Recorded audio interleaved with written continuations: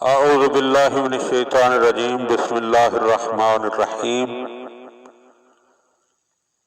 حضرت امیر المومنین علی ابن ابی طالب علیہ السلام کے مجموعہ کلام نہج البلاغہ کے تیسرے باب کا 255 نمبر فرمان۔ وقال علیہ السلام، آپ علیہ السلام نے ارشاد فرمایا، الحدۃ غصہ ضرب من الجنون، ایک قسم کی دیوانگی ہے، یعنی پاگل پن ہے۔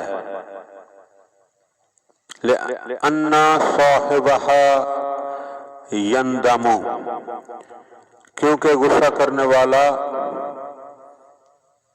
ضرور پشیمان ہوتا ہے،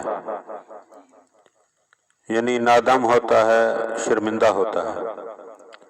فَإِن لَمْ يَنْدَمْ، اور اگر وہ شرمندہ نہ ہو، پشیمان نہ ہو، نادم نہ ہو، فَجُنُونُهُ مُسْتَحْكَمٌ، تو پس اس کا پاگل پن، اس کا دیوانہ پن جو ہے وہ پختہ ہو چکا ہے۔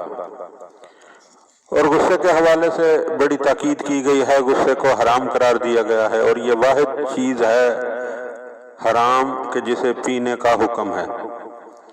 اور ہمیں تاریخ میں ایک واقعہ بھی ملتا ہے، انبیاء بنی اسرائیل میں سے کسی نبی کو شیخ صدوق نے الخصال میں یہ حدیث نقل کی، اور اس کا ایک جز میں یہاں بیان کر رہا ہوں کہ نبی کو حکم ہوا کہ صبح اٹھ کر جو آپ کو چیز نظر آئے اسے آپ نے کھا لینا۔ تو اللہ کے نبی چلے، صبح اٹھے تو دیکھا کہ بہت بڑا پہاڑ ہے، تو سوچا کہ یہ میں کیسے کھا سکوں گا، لیکن پھر سوچا کہ نہیں، اگر یہ ناممکن ہوتا تو میرا اللہ کبھی بھی مجھے حکم نہ دیتا۔ لہذا اللہ کے نبی اس پہاڑ کی طرف چل پڑے، جب جیسے جیسے قریب ہوتے گئے وہ چھوٹا ہوتا گیا، آخر میں وہ ایک لقمے کے برابر رہ گیا، اور نبی نے اسے اٹھا کر کھا لیا۔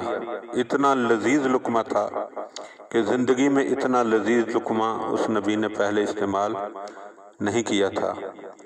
پھر دوبارہ دوسری رات خواب میں فرشتے نے پوچھا کہ وہ عمل کیا؟ کہا جی کیا۔ کہا سمجھے کیا تھا؟ تو فرمانے لگے کہ بتاؤ۔ اس نے کہا وہ انسان کا غصہ ہے، پہاڑ کی طرح ہوتا ہے، لیکن اگر اس کو پی لیا جائے، اس کو کھا لیا جائے تو وہ اتنا لذیذ ہوتا ہے کہ اس کی لذت تا حیات جو ہے وہ برقرار رہتی ہے۔ تو ہم بھی روزمرہ زندگی میں دیکھیں، ہمیں بھی اکثر غصہ آتا ہے، اور اگر اس غصے پر انسان عمل کرے تو ممکن ہے کہ بہت ساری خرابیاں ہماری زندگی میں پیدا ہو جائیں۔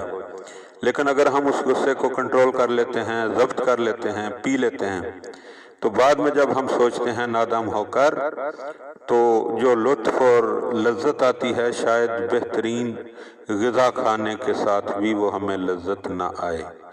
اللہم صلی علی محمد و آل محمد۔